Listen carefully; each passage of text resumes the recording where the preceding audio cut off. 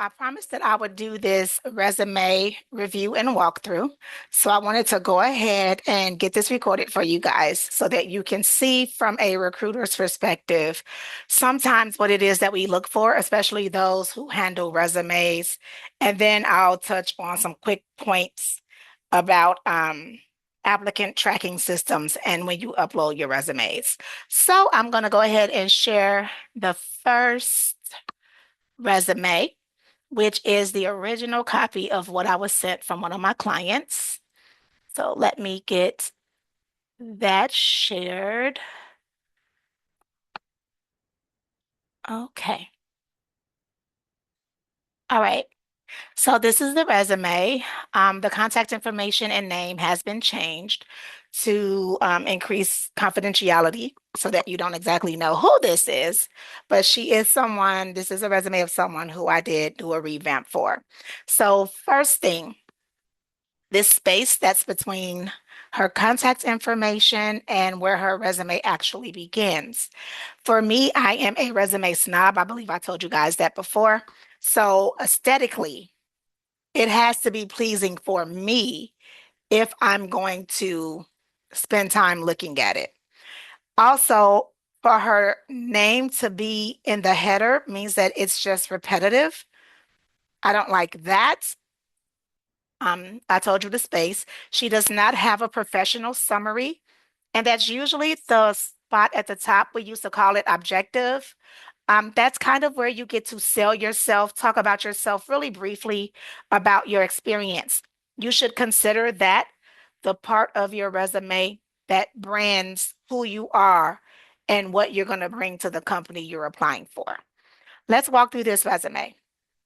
So, first employer is ABC Medical Center. Let me blow this up a little bit. Okay, ABC Medical Center. So she has the name. I'm not sure why this is underlined. That's unnecessary.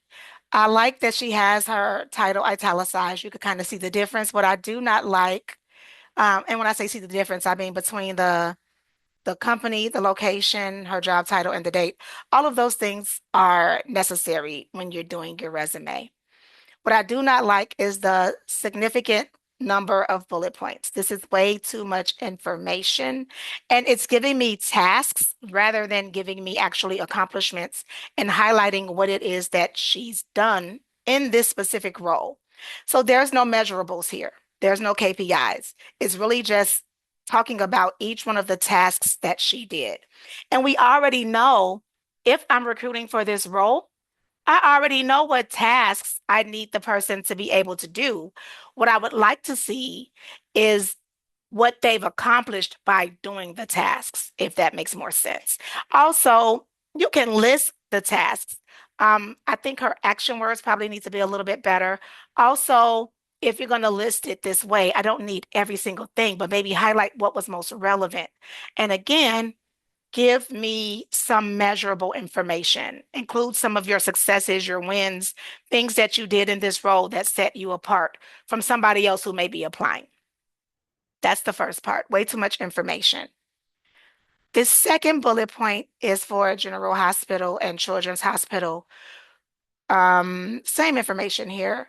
Again, it doesn't look uniform. If you look at the space between this first job and this second one, there's no consistency in how the information is presented.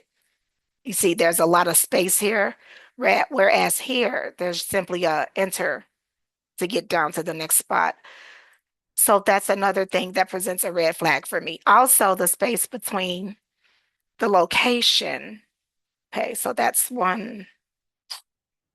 So when you look at that and then you go here, it's way closer. That's another inconsistency.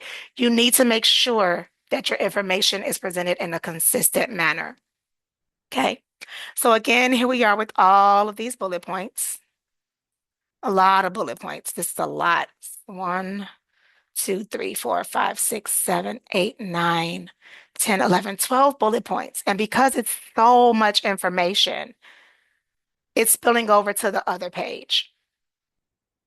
I'm going to assume that whoever did this job, whoever did this resume took this directly from the job description and probably just dropped it in there. I do not know. But that's what it looks like. That's what it looks like. Also, if this is going to be the current position and it says present, then these bullet points here should be written in present tense. So she has acts, monitors, performs, provides, providing. Okay, we can't, we up here we say provides, down here we say providing. Number one, that's a bit of redundancy. You don't want to keep using the same thing here. You don't want to be using the same thing over and over again.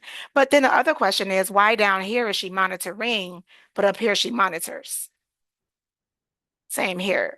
She provides, but down here she's providing. And it's all the same job. It's all the same role. So the inconsistencies are a concern. But again, coordinates, coordinate. Now, this is a past position. She ended here. She stopped working here at 2013, in 2013. So why are these still written in current? Well, here's one that's past, stocked. But here, sterilize, clean, coordinate, assigns, seeks. The tense on each one of these is really thrown off.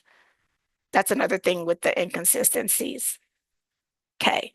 And then it looks like, okay. So it looks like these three positions are all within the same employer. So we have it there, and here. Okay. Same company, different positions. She was there from 2002 through to 2013. If it's the same position, you don't have to list this every single time. You can literally just list the job title change or department change and the year that you were in that position, the time that you were in that position. There's no need to have these as three separate jobs because while they were three separate roles, it was with the same employer. Okay. And same thing here. Measures, documents, collects. These are all past tense, written in the wrong form. All right. And then for the medical records clerk, there's only 4 bullet points, but the rest of your bullet points go on and on and on. Inconsistencies. But I'm not going to keep harping on it. Then we see that the header for education is here. So this is a header. It's leading us to another section. The header is here, but the section is here. Then you saw the inconsistencies here. I'm assuming everyone saw one space there, and again, it's not consistent. Okay. But back here, this should be wherever this section is where the header should be. Because this is telling us that a new section of information is coming, but it's on a whole new page. So why not just drop this down? Okay. Then certification skills, certifications and skills. These are two separate entities. Certifications are one section of the resume, skills are the other. So she has some certifications here, but she doesn't list when she received them. So that may be a thing. I don't know. Here she lists location and what it is that she earned. I mean, I don't include the years. And I think that's something that's probably questionable. I don't include it because I think it can cause a bit of bias. If someone is looking at this, and let's say the recruiter is younger than you, or let's say that the manager who's interviewing you is younger than you, this can cause a bit of bias because now they're counting your age. So I would recommend taking the year of graduation or the year of conferral whenever you've obtained your degree or certification. Unless it's relevant and something that needs to be renewed, I would say remove it because it ages you and it can cause a bit of age bias or age discrimination. Back to the certifications. So yeah, these are certifications.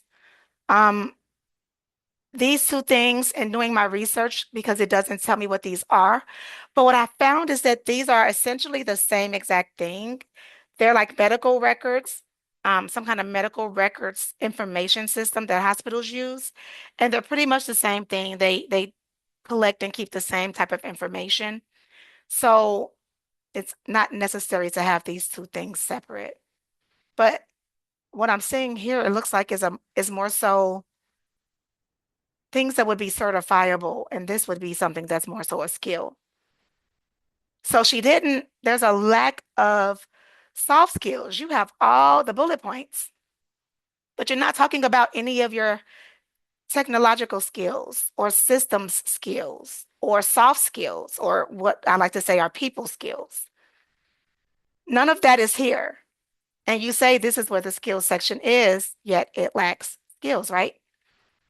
Okay, so I'm going to stop sharing there. We have walked through the before, and now I am going to present the after. Okay, so let me share.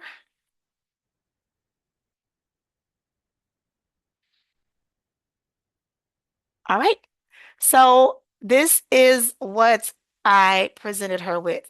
If you remember the last resume, the original one was 3 pages full of full of bullet points and a lot of other things that I felt were just unnecessary. She did not have a professional summary, which can kind of brand her from other candidates. Put the education to the side, talked about core competencies and technical credentials and proficiencies here. So let's take a closer look. Okay. So if this was being handled by a live person or maybe a system that did not use an applicant tracking system, this would be aesthetically pleasing. There's just a little bit of color. It's not a bright color. It's just a regular blue. And then her contact information is here. We took out the address. They don't need to know what your physical address is. They really just need to know your city and state. Sometimes a zip code is preferred.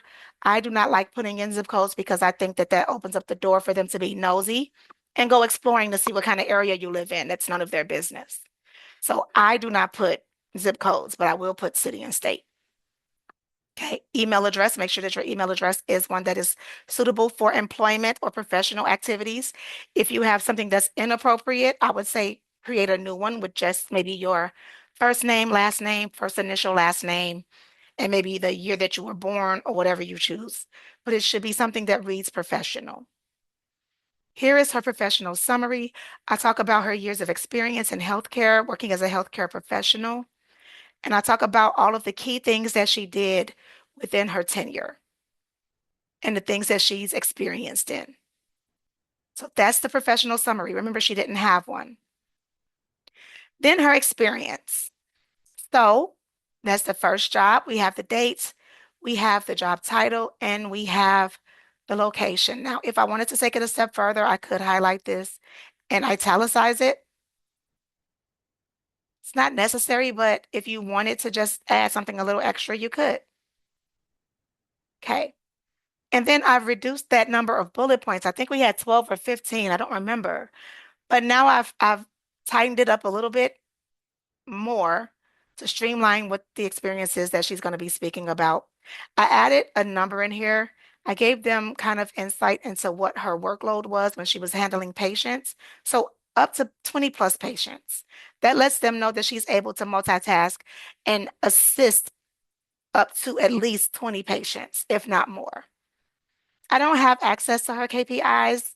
And since there wasn't anything listed, I did a little bit of research to see for the role she gave me about how many patients would someone in that role handle. And that's where I pulled the number from. Then we look here. This is where we had the 3 positions. As you can see, it's still all under the same job title. The only thing I did was change. Oh, yeah, this is the job title. My bad. This is the job title. This is the name of the employer. So there's no need to italicize this. This is the employer location. This is the job title. My apologies. So when you look down here, job title, name of the location, and the fact that this is not repeated will automatically let them know that this was all within the same time frame. And then you break down the specific roles. Now, I do not feel like this position is necessarily needed. One, because resumes should span a course of 7 to 10 years. Anything over 10 years is excessive information unless it's relevant to the tenure of the position you are applying for, which means if they say they need 15 years of that experience, then you should show that you have 15 plus years of that experience. She's seeking a position that's more senior because she's right at 15 plus. So she's seeking something that's more tenured outside of this entry level position. This is entry level. It's not necessary because she's not going backwards, but it is necessary because it shows tenure. She's been there since she was there in 2002. She left, what, 2013? That's 11 years. So it shows that she has a commitment to stick and stay. And she also has an interest in growing within those networks, within this network. And so that's the relevance of keeping it. Otherwise, I would have eliminated this altogether because it's so entry level. Then we go over here. We have that certification listed. And then immediately following, we have all of the technical credentials and proficiencies that are relevant to her role. So this is where we talk about all the other things that she's been certified for. Okay, I did not list the year because there was not a year given. And sometimes some medical corporations or medical entities like to certify their people in their own things. You may have had experience as a phlebotomist. However, when you get to them, they want to train you and get you up to speed on their entire process. And so they'll retrain you or recertify you under their protocol. So I don't know if this is really that relevant for the state that she lives in, but because this is how she had it listed on her previous resume, I just followed suit. Okay. So we talked about all her technical credentials and proficiencies. And then we go down to high school diploma.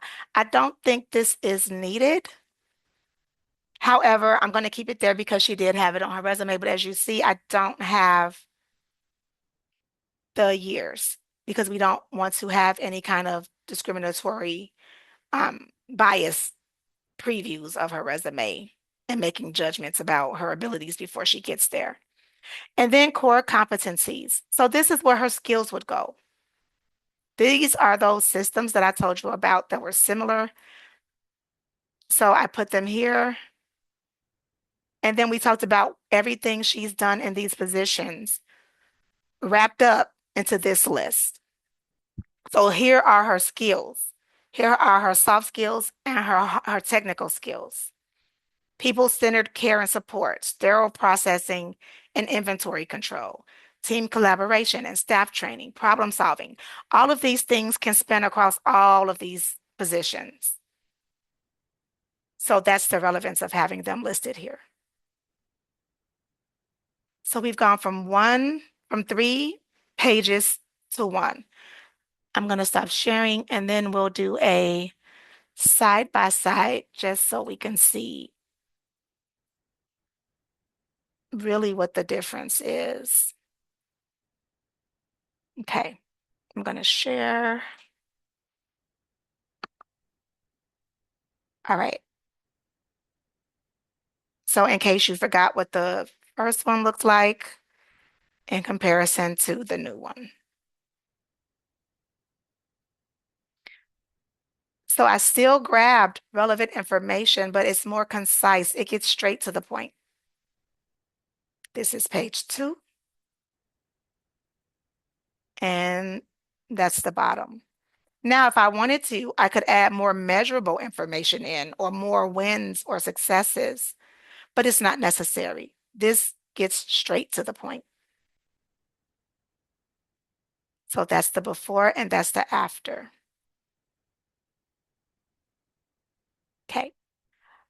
Hopefully this offers a bit of insight into what an aesthetically pleasing resume would look like versus what one looks like that's just kind of thrown together. The one that was kind of thrown together probably would, well, it could potentially pass an applicant tracking system because of the way it's formatted, but this one can't also.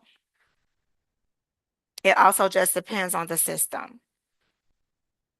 So I hope that was helpful. I'm going to make another video to walk you through some things that applicant tracking looks for so that you can kind of tighten up on your own resumes and figure it out for yourselves to upskill yourself in what you need to do in order to keep making your resume more relevant to the positions you're applying for. See you next time.